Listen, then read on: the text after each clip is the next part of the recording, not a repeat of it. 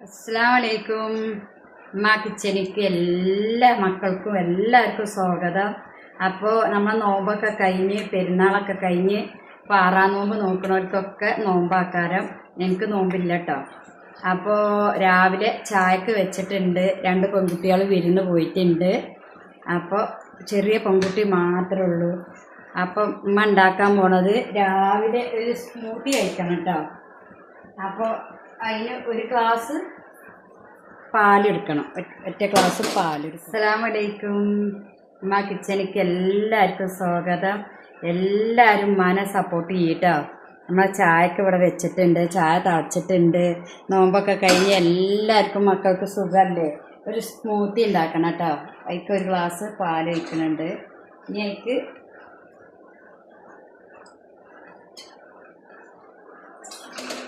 ഒരു 2 ഗ്ലാസ് വെള്ളം ഒഴിക്കുന്നുണ്ട്. ഇനി നമുക്കൊരു പിഞ്ച് ഉപ്പിട്ട് വെക്കണം. ഒരു പിഞ്ച് ഉപ്പിട്ട് വെക്കും. അപ്പോൾ എൻ്റെ കയ്യിന് ഭയങ്കര വേദനയായിരുന്നു. വേദനയോട് പ്രയാസപ്പെടുന്നവരെ ആരെങ്കിലും ഉണ്ടെങ്കിൽ ഒരുപാട് കാലങ്ങളായിട്ടാണ് ഭയങ്കര വേദനയിനു. അപ്പോൾ ഇപ്പോൾ നമ്മൾ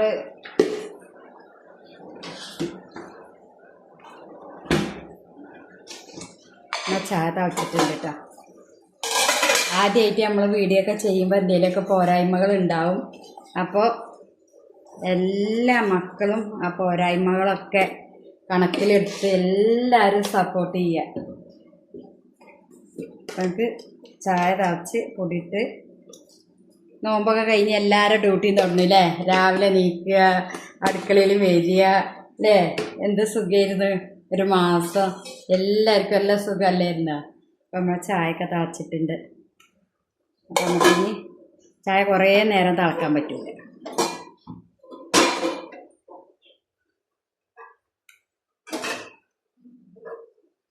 അപ്പോൾ നമ്മളെ സ്മൂത്തി ഉണ്ടാക്കുക കേട്ടോ.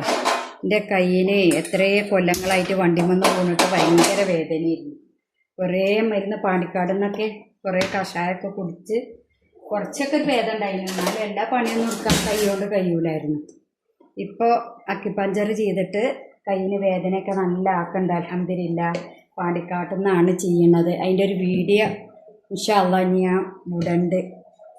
അപ്പോൾ പിന്നെ ആ സ്മൂത്തി ഉണ്ടാക്കാൻ ഇതുണ്ടോ, ഇത് അവിടുന്ന് വാങ്ങിയതാണ്. ഇത്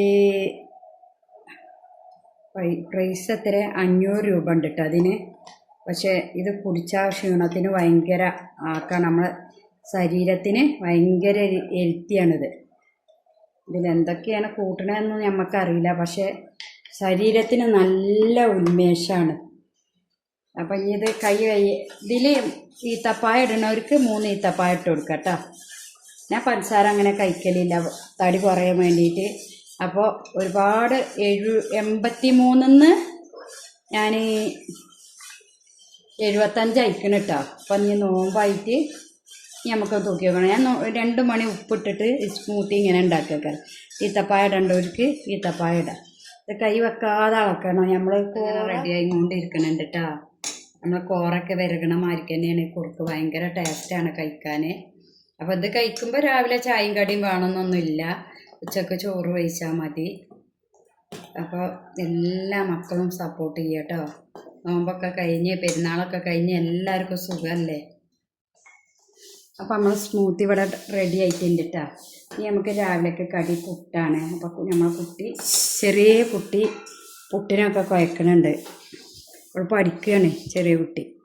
അപ്പോൾ നമ്മളെ സ്മൂത്തി റെഡി ആയിട്ടുണ്ട്. അപ്പോൾ നമുക്ക് ഇനി കുറച്ച് കഴിഞ്ഞിട്ട് കഴിക്കാം.